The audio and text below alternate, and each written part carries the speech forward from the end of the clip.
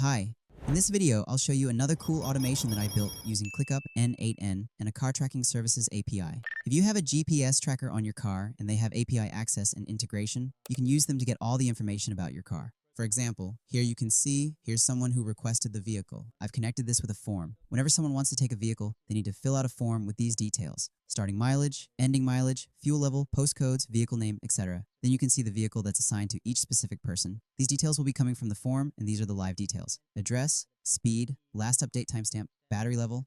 There are more things you can get from the API. Let me show you how it works. Here we have an N8N. There are two automations right now. I'll explain this shortly. The first one, if you have your car tracking API, I'm using Tracker 24/7. If you execute this, you can see your car registration number, your location, position time, last communication time, all of these details: your battery level, your power voltage, your internal battery percentage, your live address, and everything. You can get this information from the API and have it in ClickUp.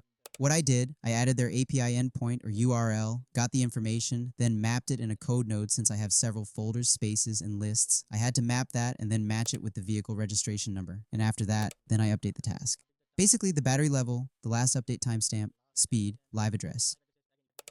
You can add more details from the API's output, and then it automatically gets updated in the ClickUp list. For example, here, your live address, your speed, battery level, and everything.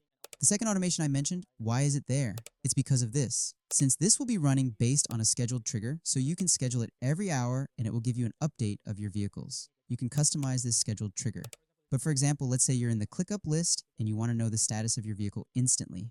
In that case, you can just click this. This is tied to a ClickUp automation, which is a webhook. Whenever you click this, it will call the webhook. And that webhook is basically this one. This is the same automation, but one gives you instant results and instant output, and the other one is a schedule-based trigger. So yeah, this is a cool automation you can do. You can see your car's exact speed, live address, where they're going, battery level, battery percentage, and all the details that the API can give. I hope you enjoyed this video.